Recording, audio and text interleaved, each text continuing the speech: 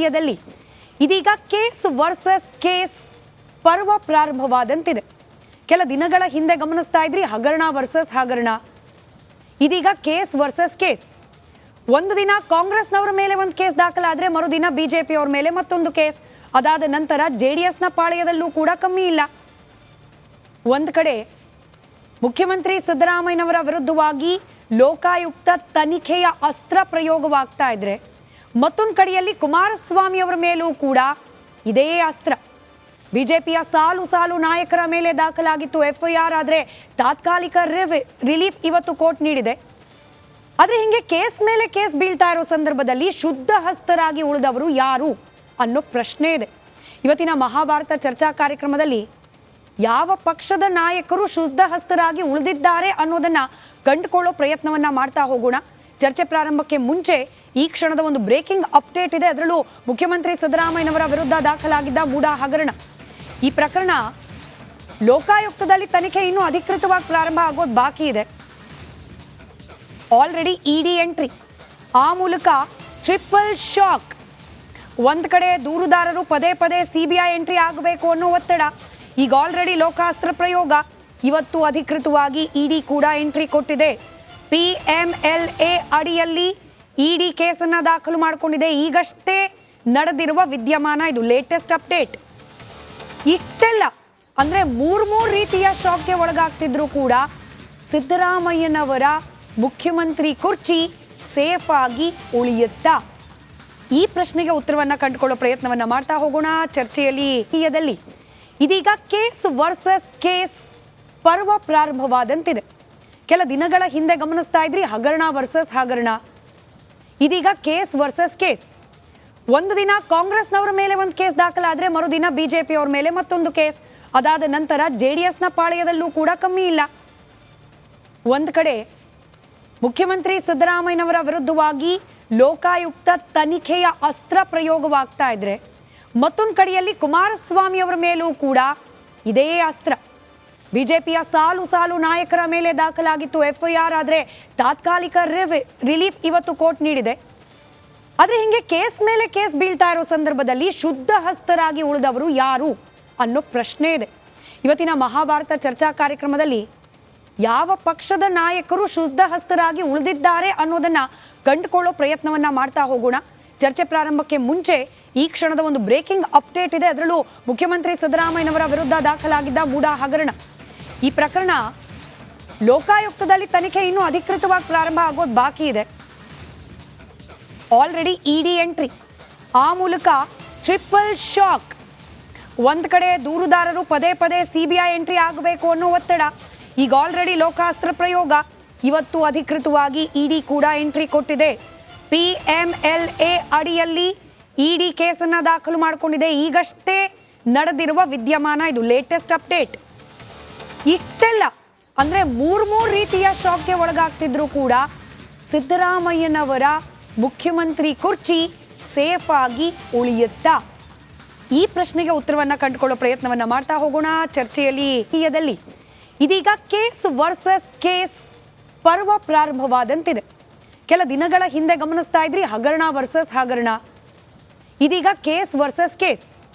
ಒಂದು ದಿನ ಕಾಂಗ್ರೆಸ್ನವರ ಮೇಲೆ ಒಂದು ಕೇಸ್ ದಾಖಲಾದ್ರೆ ಮರುದಿನ ಬಿಜೆಪಿ ಅವರ ಮೇಲೆ ಮತ್ತೊಂದು ಕೇಸ್. ಅದಾದ ನಂತರ ಜೆಡಿಎಸ್ನ ಪಾಳೆಯದಲ್ಲೂ ಕೂಡ ಕಮ್ಮಿ ಇಲ್ಲ. ಒಂದು ಕಡೆ ಮುಖ್ಯಮಂತ್ರಿ ಸಿದ್ದರಾಮಯ್ಯನವರ ವಿರುದ್ಧವಾಗಿ ಲೋಕಾಯುಕ್ತ ತನಿಖೆಯ ಅಸ್ತ್ರ ಪ್ರಯೋಗವಾಗ್ತಾ ಇದ್ರೆ ಮತ್ತೊಂದು ಕಡೆಯಲ್ಲಿ ಕುಮಾರಸ್ವಾಮಿ ಅವರ ಮೇಲೂ ಕೂಡ ಇದೇ ಅಸ್ತ್ರ. ಬಿಜೆಪಿಯ ಸಾಲು ಸಾಲು ನಾಯಕರ ಮೇಲೆ ದಾಖಲಾಗಿತ್ತು ಎಫ್ಐಆರ್. ಆದರೆ ತಾತ್ಕಾಲಿಕ ರಿಲೀಫ್ ಇವತ್ತು ಕೋರ್ಟ್ ನೀಡಿದೆ. ಆದರೆ ಹಿಂಗೆ ಕೇಸ್ ಮೇಲೆ ಕೇಸ್ ಬೀಳ್ತಾ ಇರೋ ಸಂದರ್ಭದಲ್ಲಿ ಶುದ್ಧ ಹಸ್ತರಾಗಿ ಉಳಿದವರು ಯಾರು ಅನ್ನೋ ಪ್ರಶ್ನೆ ಇದೆ. ಇವತ್ತಿನ ಮಹಾಭಾರತ ಚರ್ಚಾ ಕಾರ್ಯಕ್ರಮದಲ್ಲಿ ಯಾವ ಪಕ್ಷದ ನಾಯಕರು ಶುದ್ಧ ಹಸ್ತರಾಗಿ ಉಳಿದಿದ್ದಾರೆ ಅನ್ನೋದನ್ನ ಕಂಡುಕೊಳ್ಳೋ ಪ್ರಯತ್ನವನ್ನ ಮಾಡ್ತಾ ಹೋಗೋಣ. ಚರ್ಚೆ ಪ್ರಾರಂಭಕ್ಕೆ ಮುಂಚೆ ಈ ಕ್ಷಣದ ಒಂದು ಬ್ರೇಕಿಂಗ್ ಅಪ್ಡೇಟ್ ಇದೆ. ಅದರಲ್ಲೂ ಮುಖ್ಯಮಂತ್ರಿ ಸಿದ್ದರಾಮಯ್ಯನವರ ವಿರುದ್ಧ ದಾಖಲಾಗಿದ್ದ ಮೂಡಾ ಹಗರಣ ಈ ಪ್ರಕರಣ ಲೋಕಾಯುಕ್ತದಲ್ಲಿ ತನಿಖೆ ಇನ್ನೂ ಅಧಿಕೃತವಾಗಿ ಪ್ರಾರಂಭ ಆಗೋದು ಬಾಕಿ ಇದೆ. ಆಲ್ರೆಡಿ ಇಡಿ ಎಂಟ್ರಿ, ಆ ಮೂಲಕ ಟ್ರಿಪಲ್ ಶಾಕ್. ಒಂದ್ ಕಡೆ ದೂರುದಾರರು ಪದೇ ಪದೇ ಸಿಬಿಐ ಎಂಟ್ರಿ ಆಗಬೇಕು ಅನ್ನೋ ಒತ್ತಡ. ಈಗ ಆಲ್ರೆಡಿ ಲೋಕಾಸ್ತ್ರ ಪ್ರಯೋಗ. ಇವತ್ತು ಅಧಿಕೃತವಾಗಿ ಇಡಿ ಕೂಡ ಎಂಟ್ರಿ ಕೊಟ್ಟಿದೆ. PMLA ಅಡಿಯಲ್ಲಿ ಇಡಿ ಕೇಸನ್ನ ದಾಖಲು ಮಾಡಿಕೊಂಡಿದೆ. ಈಗಷ್ಟೇ ನಡೆದಿರುವ ವಿದ್ಯಮಾನ ಇದು, ಲೇಟೆಸ್ಟ್ ಅಪ್ಡೇಟ್.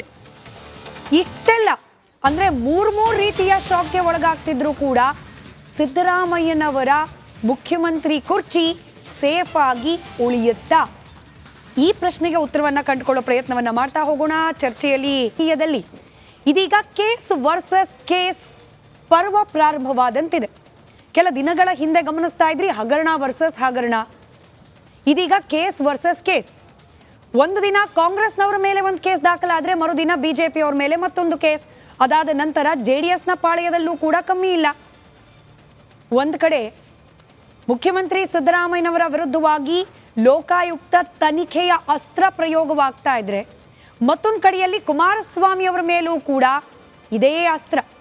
ಬಿಜೆಪಿಯ ಸಾಲು ನಾಯಕರ ಮೇಲೆ ದಾಖಲಾಗಿತ್ತು FIR, ಆದರೆ ತಾತ್ಕಾಲಿಕ ರಿಲೀಫ್ ಇವತ್ತು ಕೋರ್ಟ್ ನೀಡಿದೆ. ಆದರೆ ಹಿಂಗೆ ಕೇಸ್ ಮೇಲೆ ಕೇಸ್ ಬೀಳ್ತಾ ಇರೋ ಸಂದರ್ಭದಲ್ಲಿ ಶುದ್ಧ ಹಸ್ತರಾಗಿ ಉಳಿದವರು ಯಾರು ಅನ್ನೋ ಪ್ರಶ್ನೆ ಇದೆ. ಇವತ್ತಿನ ಮಹಾಭಾರತ ಚರ್ಚಾ ಕಾರ್ಯಕ್ರಮದಲ್ಲಿ ಯಾವ ಪಕ್ಷದ ನಾಯಕರು ಶುದ್ಧ ಹಸ್ತರಾಗಿ ಉಳಿದಿದ್ದಾರೆ ಅನ್ನೋದನ್ನ ಕಂಡುಕೊಳ್ಳೋ ಪ್ರಯತ್ನವನ್ನ ಮಾಡ್ತಾ ಹೋಗೋಣ. ಚರ್ಚೆ ಪ್ರಾರಂಭಕ್ಕೆ ಮುಂಚೆ ಈ ಕ್ಷಣದ ಒಂದು ಬ್ರೇಕಿಂಗ್ ಅಪ್ಡೇಟ್ ಇದೆ. ಅದರಲ್ಲೂ ಮುಖ್ಯಮಂತ್ರಿ ಸಿದ್ದರಾಮಯ್ಯನವರ ವಿರುದ್ಧ ದಾಖಲಾಗಿದ್ದ ಮೂಡಾ ಹಗರಣ, ಈ ಪ್ರಕರಣ ಲೋಕಾಯುಕ್ತದಲ್ಲಿ ತನಿಖೆ ಇನ್ನೂ ಅಧಿಕೃತವಾಗಿ ಪ್ರಾರಂಭ ಆಗೋದು ಬಾಕಿ ಇದೆ. ಆಲ್ರೆಡಿ ಇಡಿ ಎಂಟ್ರಿ, ಆ ಮೂಲಕ ಟ್ರಿಪಲ್ ಶಾಕ್.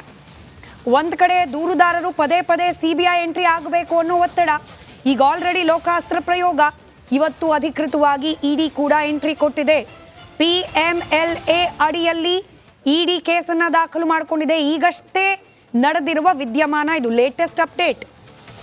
ಇಷ್ಟೆಲ್ಲ ಅಂದ್ರೆ ಮೂರು ರೀತಿಯ ಶಾಕ್ಗೆ ಒಳಗಾಗ್ತಿದ್ರು ಕೂಡ ಸಿದ್ದರಾಮಯ್ಯನವರ ಮುಖ್ಯಮಂತ್ರಿ ಕುರ್ಚಿ ಸೇಫ್ ಆಗಿ ಉಳಿಯುತ್ತಾ? ಈ ಪ್ರಶ್ನೆಗೆ ಉತ್ತರವನ್ನ ಕಂಡುಕೊಳ್ಳೋ ಪ್ರಯತ್ನವನ್ನ ಮಾಡ್ತಾ ಹೋಗೋಣ ಚರ್ಚೆಯಲ್ಲಿ. ಇದೀಗ ಕೇಸ್ ವರ್ಸಸ್ ಕೇಸ್ ಪರ್ವ ಪ್ರಾರಂಭವಾದಂತಿದೆ. ಕೆಲ ದಿನಗಳ ಹಿಂದೆ ಗಮನಿಸ್ತಾ ಇದ್ರಿ ಹಗರಣ ವರ್ಸಸ್ ಹಗರಣ. ಇದೀಗ ಕೇಸ್ ವರ್ಸಸ್ ಕೇಸ್. ಒಂದು ದಿನ ಕಾಂಗ್ರೆಸ್ನವರ ಮೇಲೆ ಒಂದು ಕೇಸ್ ದಾಖಲಾದ್ರೆ ಮರುದಿನ ಬಿಜೆಪಿ ಅವರ ಮೇಲೆ ಮತ್ತೊಂದು ಕೇಸ್. ಅದಾದ ನಂತರ ಜೆಡಿಎಸ್ನ ಪಾಳೆಯದಲ್ಲೂ ಕೂಡ ಕಮ್ಮಿ ಇಲ್ಲ.